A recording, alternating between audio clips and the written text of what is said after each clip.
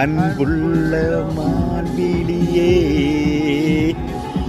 ஆசையில்லோர் கடிதம் நான் எழுதுவதென்னவென்றால், ஆசையிலோர் கடிதம். அன்புள்ள மான்விழியே,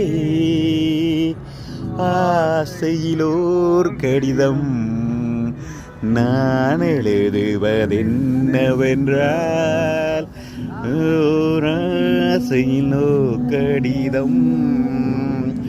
நலம் நலம் தானே இருந்தால், சுகம் சுகம் தானே இருந்தால், வண்ண பூங்கொடி வடிவம் கொண்டதோ, வாடை காற்றிலே ஆடிவிட்டதோ, அன்புள்ள மன்னவ